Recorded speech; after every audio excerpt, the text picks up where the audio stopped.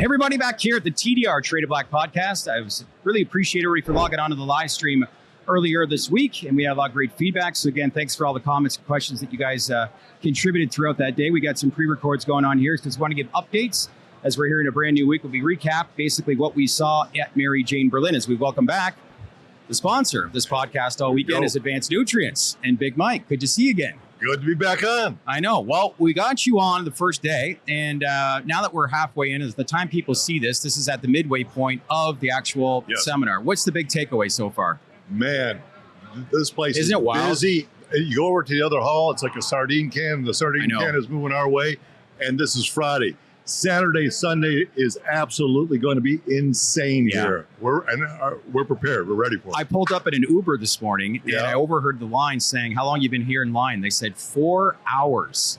4 hours. There was a mile line. I've honestly, you said this was the biggest cannabis event in the world, and you're not lying. Yeah, and there is a music festival. There's already people in line for this evening to go to the music festival. Most of the performers are cannabis related. Music, and so big festival going on tonight.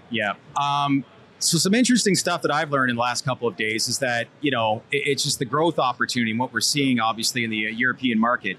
What's your big takeaway on some of the conversations you had and really where people envision, I guess, this whole market growing? Because it's exciting to see. So we're getting a lot of great feedback from the German marketplace, and ironically, a lot of Americans are coming up and approaching us, and we're getting new business from Americans here as well. So you're seeing a lot of North American faces. Oh yeah. What's their reaction been like? They're blown away.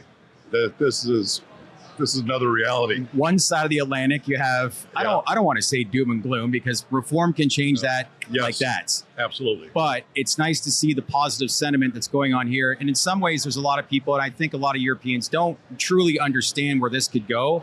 But the interest level is incredible. Yeah, it's. I've been to a lot of events. And where's this rank? And this is number one. When it comes to the size of the crowd, the people, the interest, the enthusiasm, they have stars in their eyes right now, just like we did in America, right? And they want to go, and they're probably 5 to 7 years behind. They'll catch up really, really fast here. I got to ask you a question. Big news came out of California. Did you hear that news about 500 DEA agents? Someone sent me the video. Wow. Yeah, they surrounded Mecca. They surrounded a facility, and 600 agents came in. I saw all the military vehicles. So it was a mix of, I guess, military and ICE and local law enforcement and DEA, and they just surrounded the whole place. And there was a second place up around Sacramento they did as well. It was they hit 2 places at one time that were huge traditional market growers. 70 to 75 arrests, but I know there was some non-documented farm workers that Chinese. were hiding in really Asian 113 degree weather. But what goes through your 113 degrees out there? Yeah, it's really 113 degrees. That's true. So we can ask one side to say, like, the government just looking at this is like the war on drugs, they need to get with the times. But these are illegal operations. Like, what goes through your mind when something like this happens? Well, I came out of the traditional market, right? I know. And so I kind of have a heart towards that. I understand that.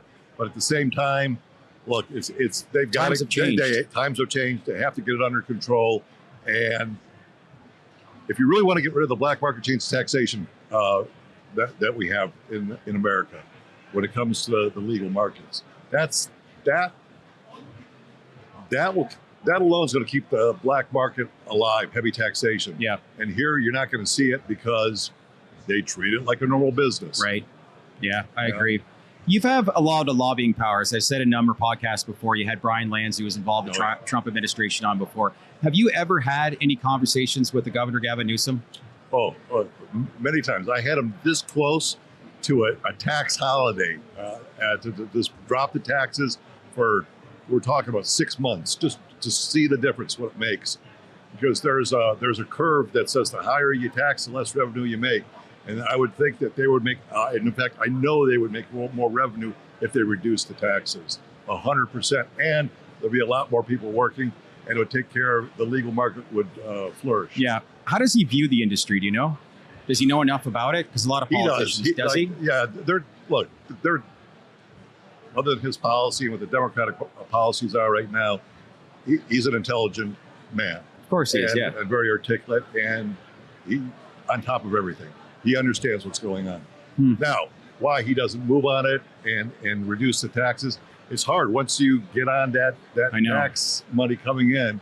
But they have to realize if you lower the taxes, you'll actually have more money coming in, because you got all these growers who aren't paying their taxes. Yeah, I know. And what are you going to do? Why have high taxes if they can't pay it? Reduce it down, and you're going to have more people paying their taxes, and it's going to be a bigger pool of cash for the state of California. What can you make as far as any bold predictions on the market of California and really where it's going over these next 1 to 2 years? It's still the largest producer in the world. Yeah. 22 million pounds. Yeah. And that's 44% of the market in America. You know, when you look at reform, first step would be rescheduling. One could only fathom if we one day saw full legalization and what that would do for a state like California when it comes to distribution and interstate commerce. It would be the backbone of the industry, would it not? Cali, anything Cali, especially here, sells like crazy. They're Cali crazy. Yeah.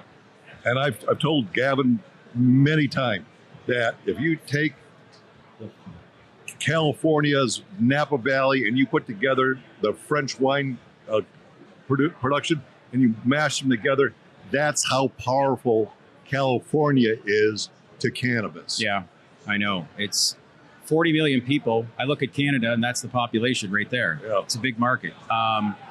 So really, like, you know, when you think about this, as you said, there's a lot of North American brands, California brands that are at this conference right now, and it's selling and selling fast. And obviously it would, because just the expertise and the experience and a lot of the background that they have in comparison to, say, other brands. But I can't get over some of the exporting opportunities that a lot of these Canadian LPs are producing. Like, they're shipping in over 90% of the cannabis here in Germany right now, and huge upside potential. Though I did hear, as much as we've seen a lot of growth in the first half of 2025, there could be some price compression coming into play towards the back end of the year, which is, I think, in a lot of ways, the maturing of a market. It is. And the fact is that they're going to be growing their own cannabis here very shortly at scale. Huge facilities. I have a visit. Oh, so you see that happening? Oh, I'm going to visit a facility that's got 700,000 square feet of canopy that they're going to be producing. It's not all canopy yet, and they're going to produce 100 tons a year. Wow. And it'll be grown with advanced nutrients. There you go. Yeah. So some of the, I guess, feedback or what people think is that Germany just doesn't have enough land to build the infrastructure in the country. Is that incorrect? No, I don't know. When I flew in here, they got plenty of open space. There's a lot of forest, isn't there? There is. Yeah. There is. Great city, though, Berlin, is it not? It is. World-class city, great people, great museums here. I know. A lot of history. Yeah. Check out the Berlin Wall if you haven't yet. I checked that out earlier this week. It's pretty... I went to check. Well, I did all the tourist stuff. Yeah, I went to where Hitler's bunker was, went to the wall, went out to an old concentration camp. Yeah. It was really sad when I went there. So, you know, you've been a client of ours and working with us for quite some time now. And we've talked about improving yields and what you provide. You want to get in front of growers with various companies, whether it's private or public. Correct. Do you do a lot of business in Europe as well? Yes, we do. We've been here for 14 years. We've been here. Yeah. Yeah. What do you think is the biggest difference from speaking to growers here versus in North America? The Germans are open and receptive to listening. Again, we have a culture in America that was a black market culture with traditional growers that have, not all of them, there's a lot of great growers and cultivators out there, but they have difficult personalities. You don't see that here. Yeah. Not at all. Yeah. That's refreshing, right? Yeah. You see it in Spain, but you don't see it here in Germany. Oh, really? Yeah. You see that in Spain as well? Oh, yeah, because Spain has been producing seeds and doing all sorts of things, so their growers have a little, and they're Spanish men, so they're machismo and they have an attitude. That's okay, though. That's okay. Hello to our Spanish viewers out there. That's right. Okay, well, that's good to know. What other markets here in Europe are you working in? Oh, we're big in France as well. What can you tell us? We've been here. What can you tell us about France? Because there's some news that's developing right now about how it's progressing towards a medical play. But is there anything that you could shed insight on as to like where that country is developing when it comes to medical cannabis? Right now, it's a lot of traditional market is happening there. Italy is another place where we're big in as well. And the military there grows the cannabis for now, but there's a big hemp thing, and now that looks like it's going to be taken away. So it's be interesting to see what plays out here. All right. So by the time people see this, the interview's probably already happened, but I'm going to be interviewing Mike Tyson later today. Yeah. What do you think are the top 3 questions I should ask Mike Tyson? Want to hear my first one? Yeah. You're at a recent UFC event. You have a close relationship and have for over 30 years with the president, Donald Trump. If Donald Trump called you today and said, hey, Mike, what do we do about the cannabis industry? What would you tell him? That's my first question. That's a great question. You like that? Yeah. Yeah, I like that too. Yeah. Well, and I would he loves psychedelics, so you might want to talk about that with him. Yeah. He especially likes the mushrooms. I don't think he drinks at all either, but you know, it's I'm happy for that guy. You know, he's what a life he's lived at. He's come full circle, and now, okay, so I had him on my podcast called Business Outlaws at the time, and he looked at me and goes, "I'm going to be the biggest guy in the world," and he was pretty aggressive. How long ago was this? And that was 4 years ago, maybe. Just 4. Okay. And then he found mushrooms. And changed himself. And it changed. And then the deal was, okay, you go on my podcast and I'll go on yours. And I went on his podcast. He was the nicest, gentlest guy. And I asked him, what happened, right? And they go, well, he found psilocybin mushrooms and it changed his life. Yeah. And so he's a gentle giant now. And his hands, like you were talking, they're just huge paws. I wouldn't want to get clubbed with one of those hands. No. Yeah. I met him actually at one of the dinners the other night. And I was walking over and the chairs and tables were so tight. So I tripped over a chair a little bit and kind of like leaned up against the table. And he was so nice. Hey, man, don't hurt yourself. And I was just like, you know, he's obviously got a personality. He walks into a room, everybody's turning their heads. But absolutely. Wherever he goes, there's a crowd. Yeah. It's incredible what psychedelics and mushrooms have done for many people. We have a regular guest on, Matthew Wiz Buckley is his name, and he's a former Top Gun fighter pilot. And he has this nonprofit organization called No Fallen Heroes. Okay. And he's making a point about why do all these veterans have to go to, like, say, Central America to get the proper medicine and therapy when we should be doing it in our own backyard. So he's been advocating a lot in Washington, but some of the stats, I know there was some stuff with MDMA towards MAPS a couple years ago where they saw staggering results where I think 67%, if I'm correct, of military veterans that took part in this trial were on suicidal watch. And a medical term they don't like to use all that much is that they were cured. So when you look at cannabis, you look at psychedelics, it's a movement that continues to make noise. You see RFK as the head of the HHS, and you're seeing more research being dedicated towards psychedelics coming out of Washington. You think this is the turning point on how we look at certain things? I think so. There's a company called Cybin. Yeah. And I know you're familiar with them. And part of what they were doing was for the Defense Department to be able to administer MDMA analog along with psilocybin. They're looking at that so they can take these warriors who have PTSD and fix them. Right. At least they have issues, right? Yeah, of course. They can have a normal life. And a lot of them are doing Ibogaine down in Tijuana. There's a group that takes them down there, and it's miraculous what happens. It changes their entire life. Their whole trajectory from going in a downward spiral, they can now go to an upward spiral. Yeah. It's amazing. Well, we're on to movement, and if you don't think we're telling the truth, then why is there 200,000 people here at Mary Jane Berlin, right? You can definitely see that the people have spoken, and it's nice to see, obviously, the medical program taking off here in Germany, and that cannabis was removed from the narcotics list 14 months ago. And from what we're seeing and hearing, there's many governments that are actually supporting, getting behind this and keeping it open mind. Now, they want to make sure the rollout is slow.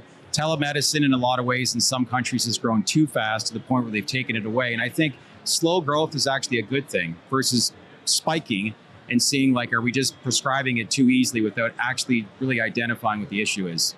I was talking to a gentleman a couple days ago, and they said that they have an app here. Okay. And so if you want to know, there's safe smoking zones away from like schools and all this. And so you can go on the app, it'll see where you're at, it'll tell you if you're in a green zone and you're good to go, or you're not supposed to be consuming in that area. That's German engineering, That right? is. Like we don't have apps like that in America. Yeah. Don't see too many Ford or Chrysler vehicles driving around here in Berlin. It's all Mercedes and BMW, but why not? Engineering here in Germany's the best. But listen, I hope you're having fun. Again, on behalf of all of us here at our podcast, we want to say thanks again. Our viewers obviously are saying thank you because we're here in Berlin for one reason, and that's for you. And you put this all together. So again, TDR's Traded Black podcast from Mary Jane Berlin, sponsored by Advanced Nutrients. I appreciate the time, okay? Shad, I appreciate the time as well. Thank you. Thanks, Mike. Yep. All right, take care. Take care.